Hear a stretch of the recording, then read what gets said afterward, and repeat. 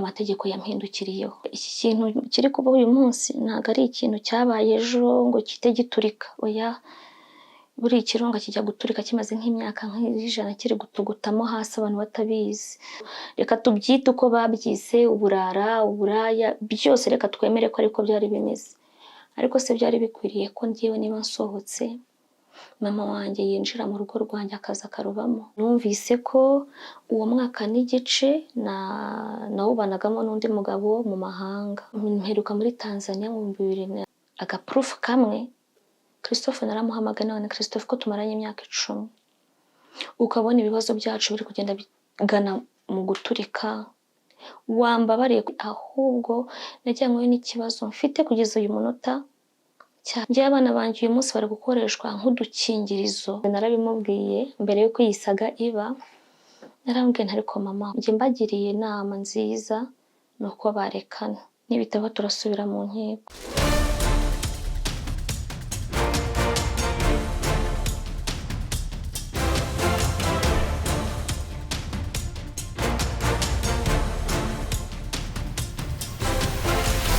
Amateka y'umuntu aba ari maremare, ariko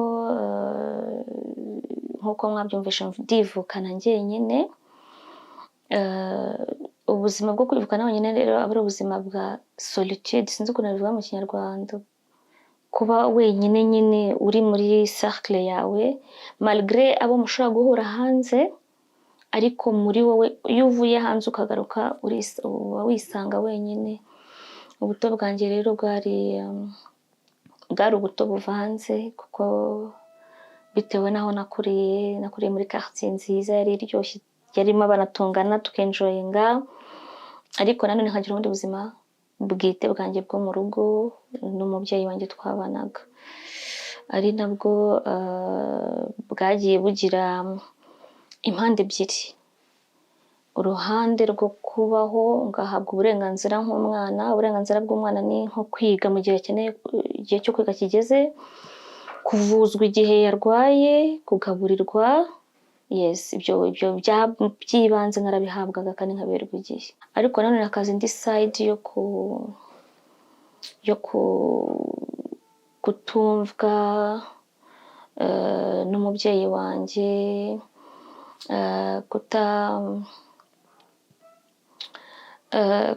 kubaho mu buzima navuga ko butari bwiza mu buryo bumwe cyangwa ubundi, guhabwa ibihano bikabije bitari ngombwa mu gihe kitari ngombwa, kubwirwa amagambo asesereza atajyanye n'igihe mfite n'imyaka mfite cyangwa n'icyabaye. Donc bwari ubuzima bugiye buvanze.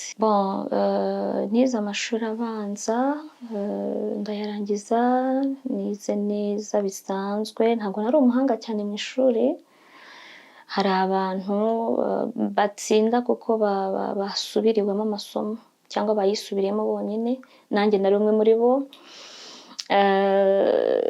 Nize secondaire, mu buryo primaire yanjye narayinjoyinze kuko nta nshingano nyinshi nari mfite ko nari umwana, ariko nangiye kugera muri secondaire nari mfite inshingano yo kwiga, nkagira n'izindi nshingano z'imirimo yo mu rugo, byose nkabivanga, ikintu kitigeze kinyorohera.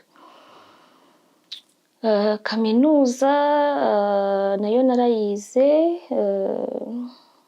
ntangira mfite ishyaka ryo kwiga cyane, nari mfite amashagaga yo kwiga kaminuza, numvaga ari achievement ikomeye mu buzima bwanjye, ku buryo niga mu mbere kaminuza najyaga nduzuza amasomo yose, nkuzuza pe, nari umuhanga n'abantu twiganye barabizi. Ariko bitewe na condition y'ubuzima, rya shyaka, ya mashagaga, rwa rukundo nari mfitiye kwiga bigenda bigabanuka, kubera condition nari ndimo. Ntashobora wenda kuvuga kano kanya, ariko urabyumva ubuzima ntabwo bwari bworoshye. Njye nize kera natangiye kaminuza 2011, nyirangiza 2014. Amashuri nisumbuye, ndashaka kubwira abantu ko nize ahantu heza, wenda sinahavuga ariko nize ahantu heza cyane, ku buryo numva n'abana banjye bose ko nababyara bahiga, hamwe n'ubushobozi bien sûr. Muri secondaire rero nize maths, chimie, biologie. nize section itari y'abaswa, malgré que nari mfite inshingano zo kuva ku ishuri nkakurikirana imirimo yo mu rugo, ariko narabivangaga hamwe n'Imana nkabinyuramo neza. Umuntu wese usoje kaminuza aba afite intumbero, utangira kwitekerezaho, ubona ko utangiye gukura, utangiye gufata inshingano mu biganza byawe, utekereza ejo hazaza. Njyewe rero nari mfite ikibazo cy'imibereho yanjye bwite, nari ndimo itari nyoroheye, itari imeze neza, nkibaza ukuntu nzayikuramo nkava muri iyo condition nari ndimo. Mu by'ukuri ntabwo nari ndambirije cyane ku kazi, kuko akazi ushobora kukabona cyangwa ntukabone, wakabura bikagutera depression. Kubw'amahirwe rero hashize amezi 2 ndangije kaminuza nahise nshyingirwa. Bya bindi byo gutekereza amafaranga, ubundi buzima, uko nzigira byose bimera nkaho mbishyizeho umusozo, njya mu buzima bw'urushako. Naho mageze umugabo twashakanye yashyizeho condition yuko mu myemerere ya gikristo afite, umugore atagomba kuva mu rugo ngo agiye gukora, ahubwo ko umugabo ari ufite inshingano zo gutunga urugo, umubyeyi w'umumama agakorera urugo mu rugo nyine, akabyara, akarera, akamenya gahunda zose zo mu rugo. Yego, nubwo rero twari tubanyemo. Twese tuzi procedure y'ukuntu abantu bashyingiranwa, hari burya formule y'ubuzima twese benshi bacamo. Njyewe rero siko byagenze. Njyewe nashyingiwe mu gihe ntari niteguye gushyingirwamo, noneho nshyingiranwa n'umuntu ntari niteze ko dushobora gushyingiranwa. Ushobora kwibaza ibyo byose ari ukubera iki? Njye nari ndi kuri pressure y'ubuzima nkuko nabivuze. Hari condition y'ubuzima itari nziza nari ndimo. Icyo gihe nibutsa ko nabanaga na mama wanjye. Condition mushobora gutekereza mukavuga ati ni nk'iyi, nkuko nabivuze, kubaho si ukurya, kubaho si ukuryama, ubuzima ni bugari. Rero niho navuga ko ubuzima nabagamo bwari ubuzima butari bumbereye ku kigero nari ndimo cy'imyaka, cyangwa se condition nagenerwaga na mama wanjye. Reka nkuhe nk'urugero,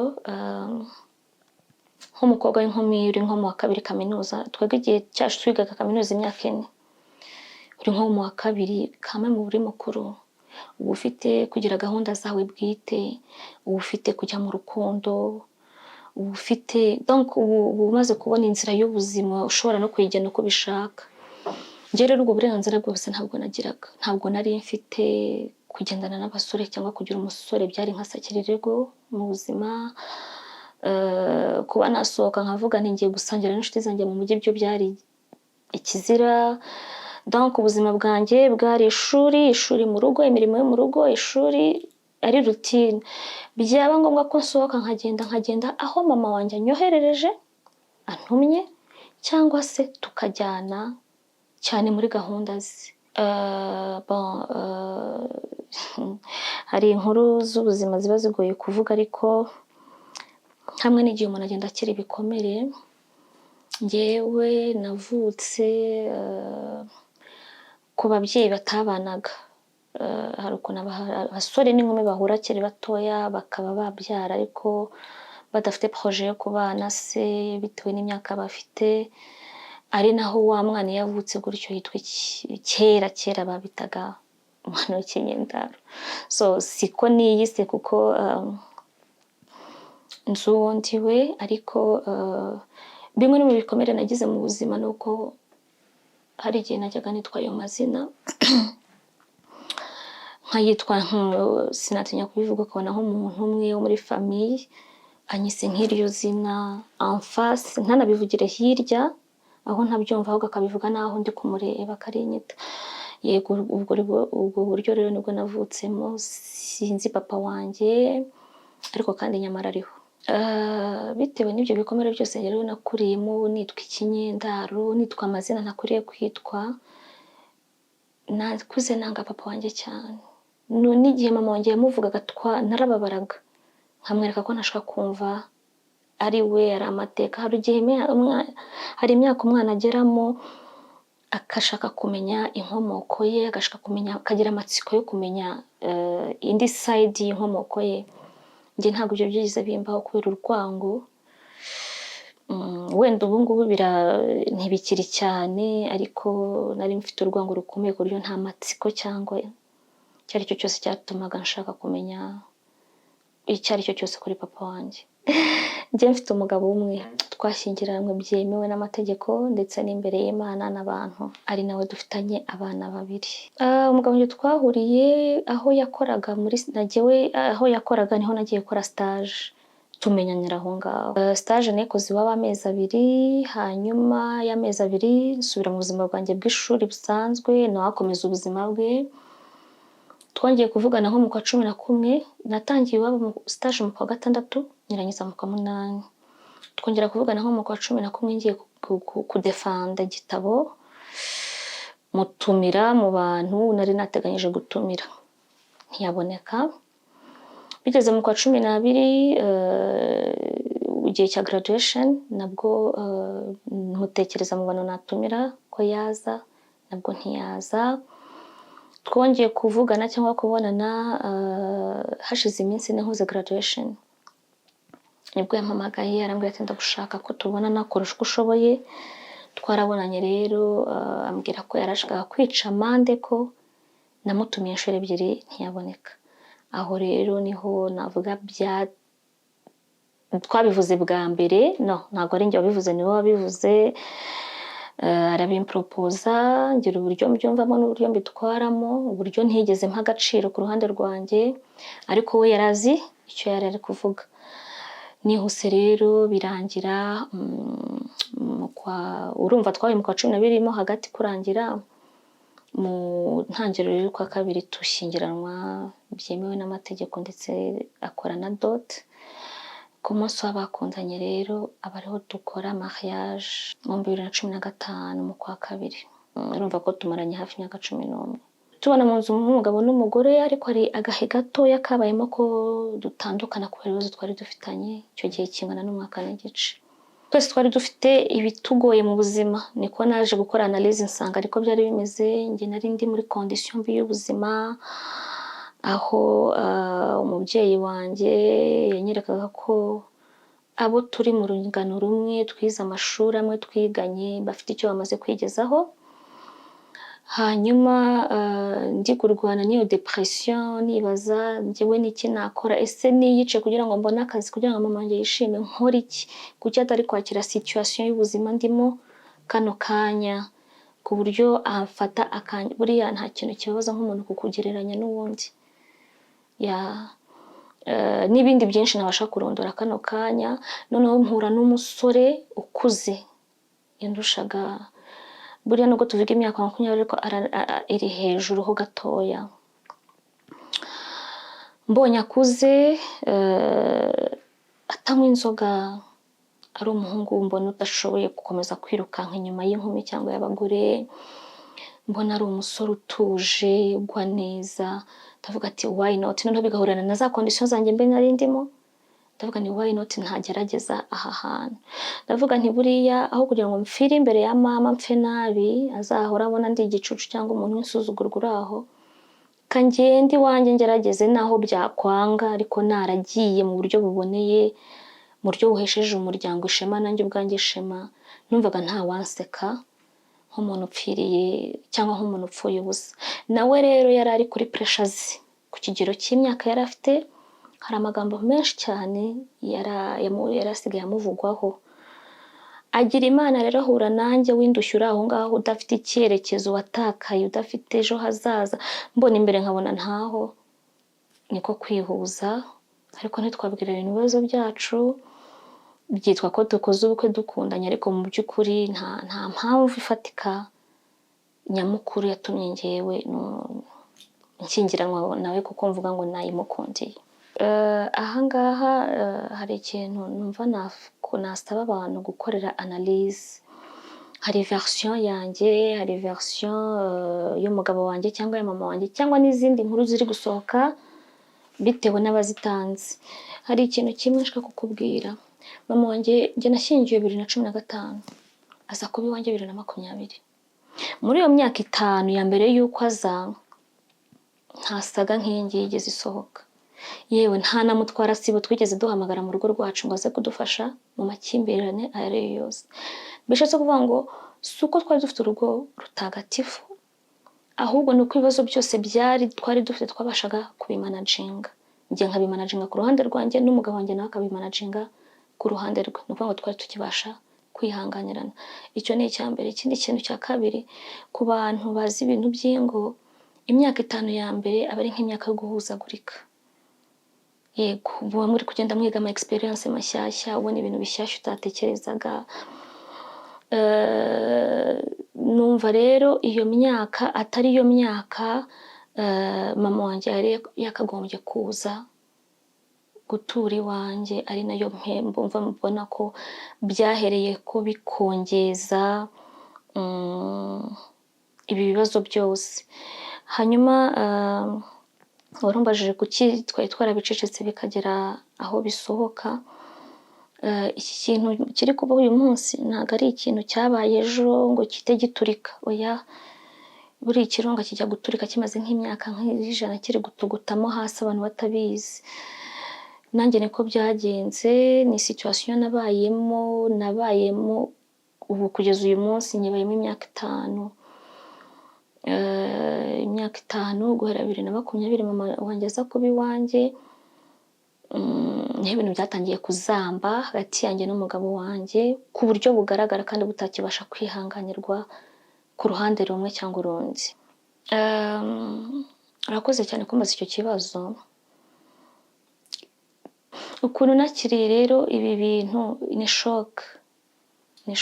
Igihe nabimenyeye hashize igihe kingana cyo kora ntabeshye, hashize nk'imyaka 4 n'amezi 2 mbizi. Urumva ni igihe kirekire rero. Nkaba naratinye kubishyira hanze cyangwa kubibwira undi muntu uwo ari we wese, kuko numvaga atashobora kwizera iyi nkuru, kuko n'abantu ntabwo babyumvisha. Uko rero mutabyumva kugeza nanjye kano kanya niko ntabyumva. Sinjya nicara ngo iyo nkuru nyikurure ngo nyumve nyidigere, uretse nyine ko ikibazo ufite cyawe cya buri munsi ubana nacyo ukakimenyera ko ariko kimeze. Ariko nanjye kugeza aya magingo aya sinjya nibaza iyo phenomene.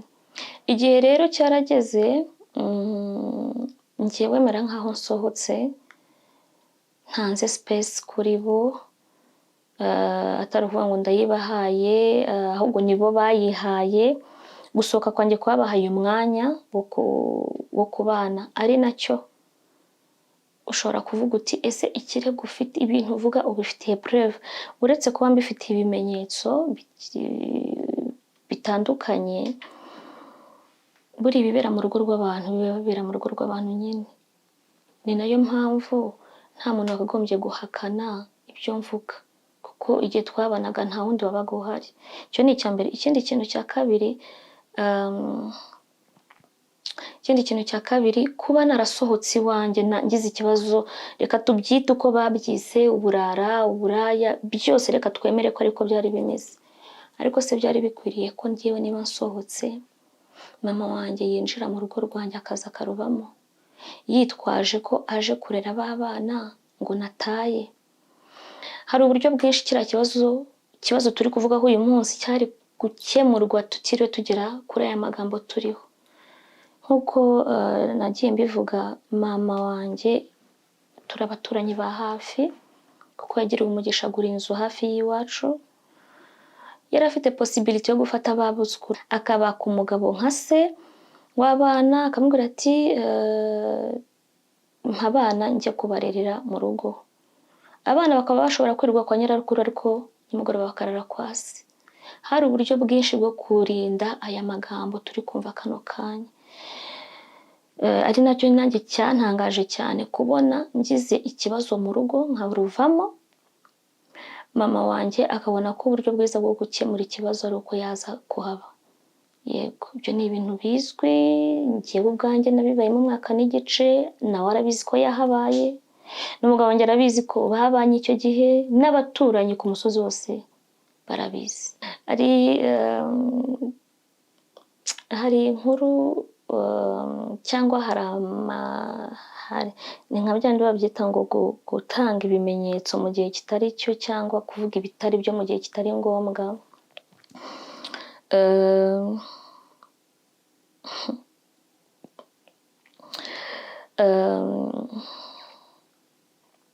Reka nguhe nk'urugero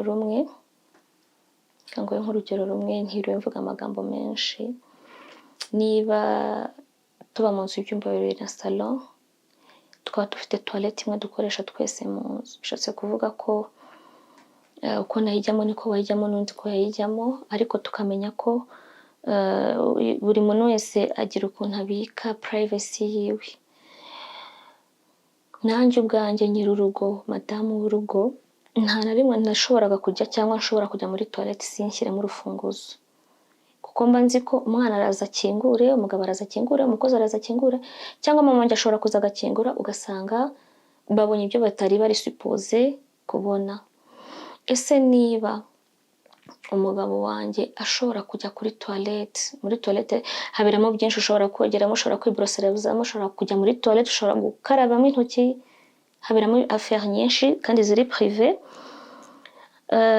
ukabona agiye kuri toilette akagaruka ansanga aho ndi, aba ari hanze cyangwa mu cyumba, yifashe mu maso kubera ibyo abonye atarakwiriye kubona, ambwira ati Gloria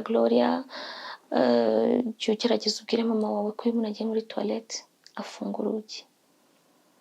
Ese tugarutse ku ruhare rw'umubyeyi, umubyeyi utubyaye twese, nanjye ndi umubyeyi, hari imico, hari ukuntu, hari ibintu ntashobora gutuma ku mwana wanjye ambonaho njyewe.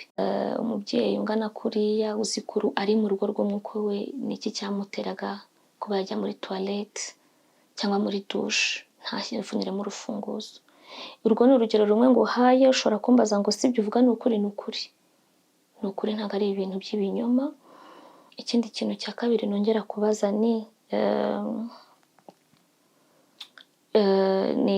histoire ni ndende, ibintu ni byinshi, ugiye gushaka ibimenyetso cyangwa gushimangira iyi nkuru, umuntu yarara hano bugacya.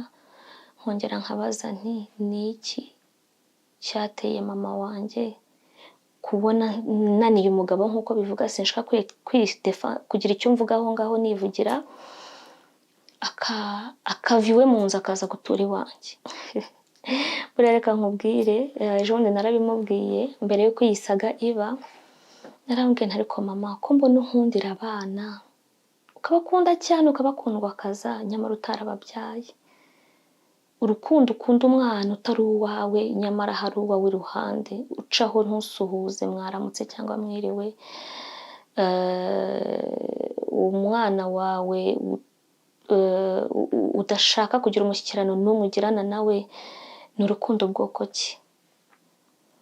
Nshobora kukwereka ama message muranandikira mama wanjye, mfite amachat menshi, mfite amapele menshi namuhamagaye ntashobora kunyitaba.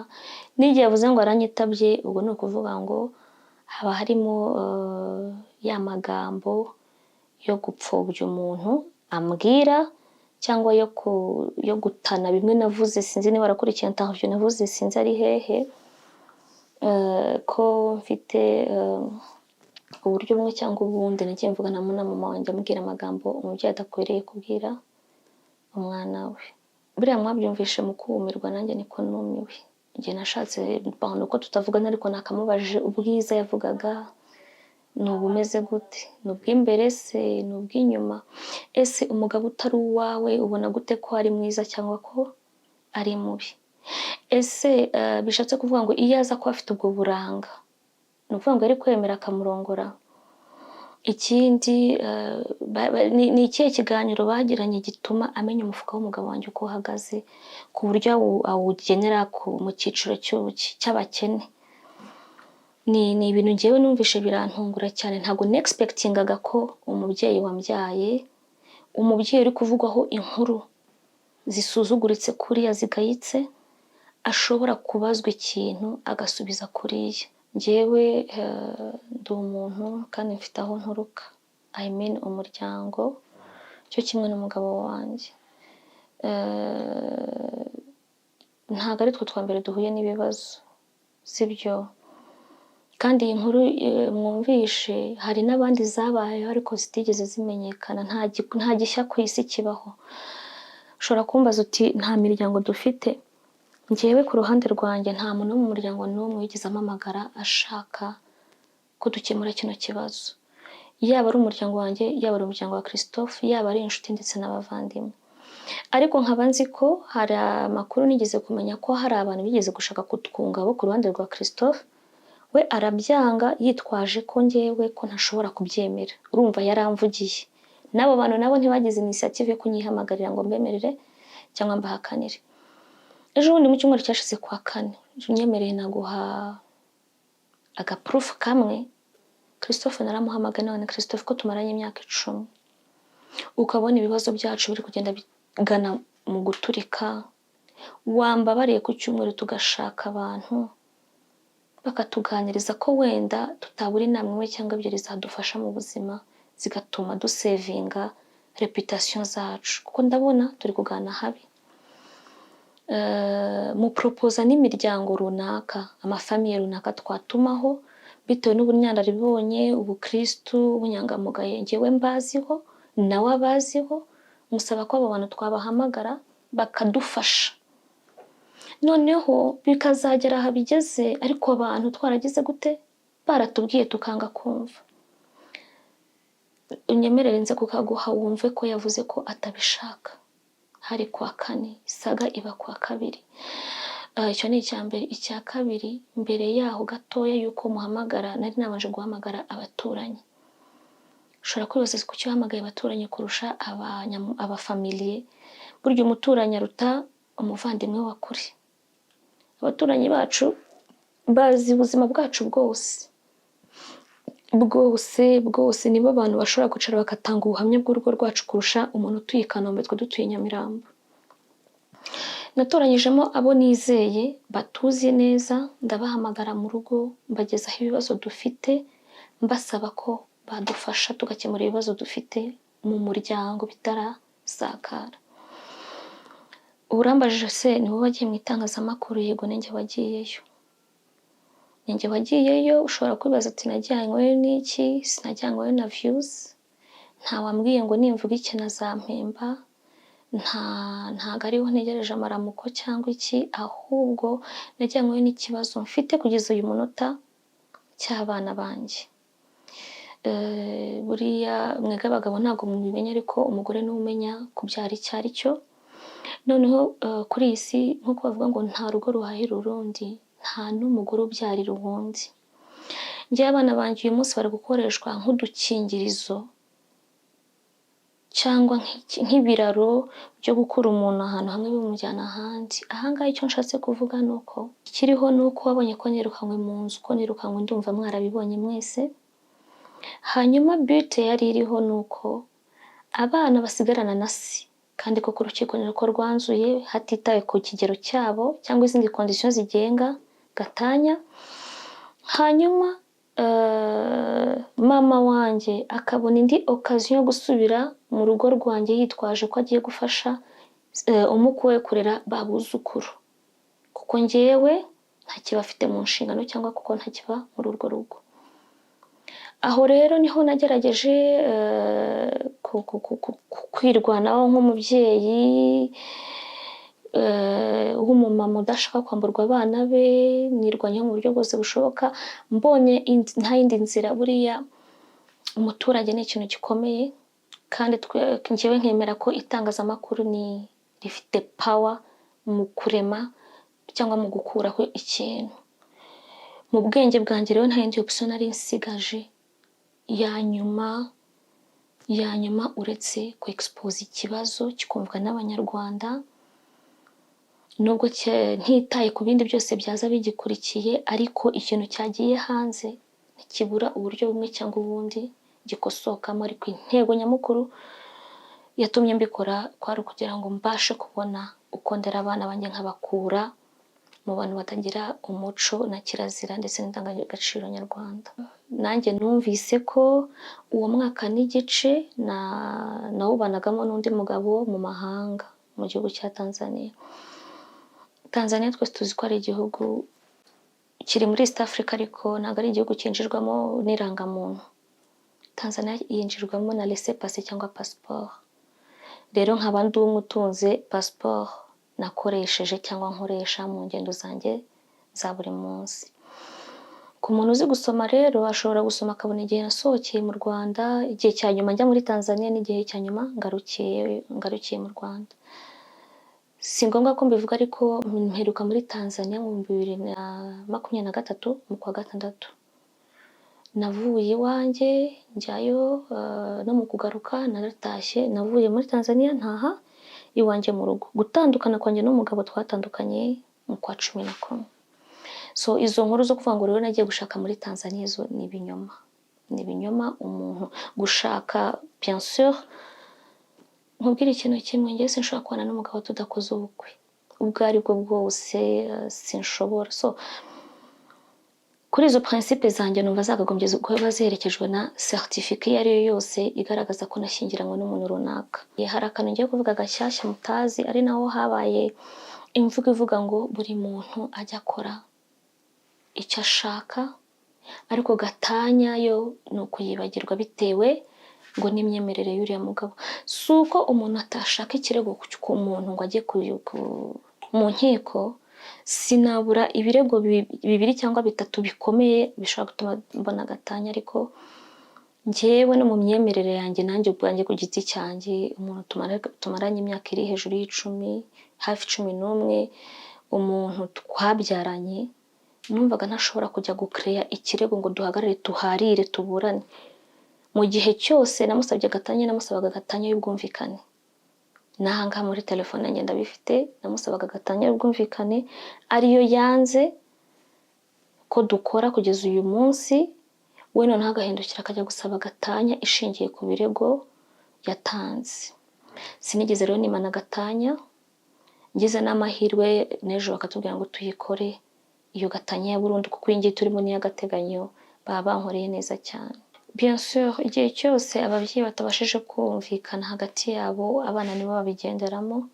Ikintu kibi cyane, ukazira icyaha utakoze, iri pfunwe nubwo rindiho rikaba ku mugabo wanjye cyangwa kuri mama wanjye, bien sûr n'abana banjye bazagendana naryo igihe cyabo cyose. Njyewe sindi guhangana na mama wanjye kuko mu nkuru zose mwumvishe ni njyewe watewe, ni njyewe victime. Sinigeze njya kwa mama, donc n'ibyanjye ahubwo njyewe narinjiriwe kandi igihe cyose iyo umuntu yinjiriwe akirwanaho bikanga, avuze induru bakamutabara. Yego, ubu rero njyewe ndi kuri niveau yo kuvuga ngo ushobora kumbaza ati se ibi bintu biri kuba ni iyihe efe byakugizeho mu buzima iki? Njyewe nta nyungu nta n'igihombo. Nta nyungu nta n'igihombo kuko nuko biri kubyara ibindi bikabyara ibindi bikazakomeza bikabyara n'ibindi, ariko ikizavamo cyose nta soni binteye kuko ibyo ndi kuvuga ni ukuri. Si akazi ndi gukora ngo nzakoramo intérêt runaka nk'uko wari ubimbajije. Ndi kuvugisha ukuri. Nongera nsubiramo, iyo hataza kuzamo kesi y'abana ntabwo ibi bintu byari kugera ahangaha bigeze. Yego, rero njyewe sinzanirwa kugenda mu nzira nk'uko nari nsanzwe ngendayo, sinzanirwa gukora activité zanjye n'imwe na zimwe kuko ibingibi byabaye kuko cyangwa byavuzwe. Rero ku ruhande rwanjye njyewe igihombo kitoya mbashije kubonamo nuko bishobora kuzadestabiliza ubuzima bwite bw'abana banjye no mu gihe kizaza. Yego, ariko ku ruhande rwanjye ntacyo nungukana n'icyo ndi guhomba. Icyo navuga nuko iyo ikintu cyasohotse kikagera hanze hari analyse gikorerwa, hari iziza rero ziri positive n'iziza ziri negative, ariko at the end of the day ntekereza ko positivity buri gihe irusha imbaraga negativity, kandi sindi gutangazwa n'inkuru zose ziri gusohoka. Urabona ko buri kanya buri munsi hari gusohoka inkuru nshyashya, version nshyashya. Ni byiza ko bisohoka ibintu bivireyo rimwe, bivugwe, bicocwe, birangire, hagaragare niba hari icyavamo cyafasha, cyane cyane nongera gusubiramo saba n'ababishinzwe ko bamfasha ku bana, abana banjye, kugira ngo nongere mbisubire, bareke gukoresha abana banjye mu nyungu zabo bwite, ari bo mvuga ni mama wanjye n'umugabo wanjye. Justement twese tuzi gatanya zose zigira amategeko azigenga, ariko kano kanya iyanjye amategeko yampindukiriyeho, sibyo?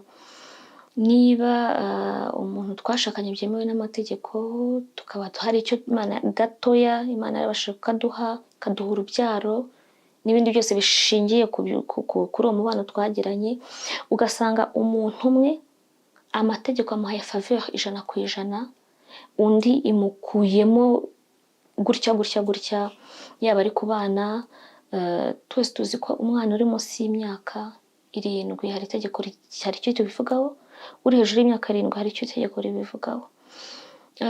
Imitungo yo Mana ni nkaho hari hafi ya ntayo, nta nubwo mbishimangiyeho cyane, uretse ko mu gihe nayo inahari bitabuza ko itegeko rikurikizwa uko rigomba gukurikizwa.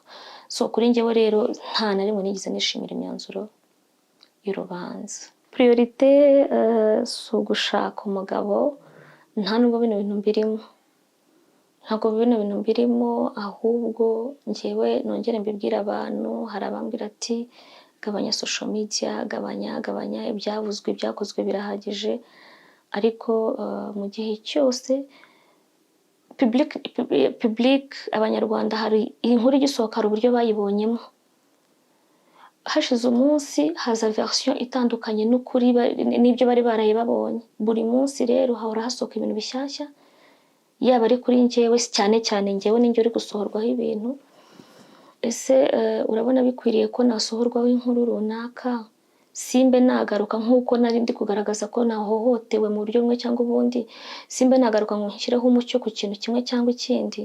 So mu gihe cyose nzaba nshoboye guhagarara nkashyiraho umucyo ku kibazo abantu bibajije cyangwa ku kintu cyamvuzweho, nzagikora. Ntabwo ndi mwihangana n'umuntu uwo ari we wese, nta muntu ndi guhangana nawe, ariko niba muvuze ko urugero nashatse umugabo muri Tanzania, njyewe ni njyewe nyiri inkuru uri kuvugwaho, ni njyewe uzi realite y'ibintu, why not nashobora kuza ngo mbwire umunyarwanda nti iyi nkuru mwayumvishe gutya ariko imeze gutya. Njye mbagiriye inama nziza nuko barekana, cyabahuzaga cyose bakakireka, bagatangira ubuzima bushya. Hanyuma ku kijyanye n'abana, turi mu gihugu cy'u Rwanda, igihugu cyiza kigendera ku mategeko. Ababishinzwe baramutse babonye ko bikwiriye ko babampa, kandi babonye ko bikwiriye ko bagomeza kuguma hariya, nabwo bahaguma. Gusa uburenganzira ku babyeyi bukubahirizwa. I mean ko iyo umuntu nubwo naba ntafite abana, ariko mba afite uburenganzira 100% bwo kubabona igihe nshakiye. Nibitaba turasubira mu nkiko, ndajya gutanga ikirego ko ntari kubona abana uko bikwiriye cyangwa igihe nshakiye, kuko iryo ni ryo jambo riza riherekeje ikijyanye n'abana. Natekereza gutyo nta kintu nababwira, au contraire, ahubwo ndashaka gushimira abanyarwanda n'abanyarwandakazi navuga ngo badahari ku buzima bwanjye kugira ngo bancire imanza, bahari bakampumuriza, bakankomeza, bakamba hafi mu buzima bwanjye bwa buri munsi ndi gucamo. Abo nibo numva mfitiye ijambo ryo kubashimira, ndabashimira cyane by'umwihariko, Imana ibahe umugisha. Hanyuma njyewe ntacyo ndicyo cyo kubuza abantu kuvuga icyo bashaka. Yego, numva buri muntu aba afite uko yumva ibintu, uko abitekereza, kandi ni uburenganzira bw'umuntu kuvuga ikintu uko acyumva. Murakoze.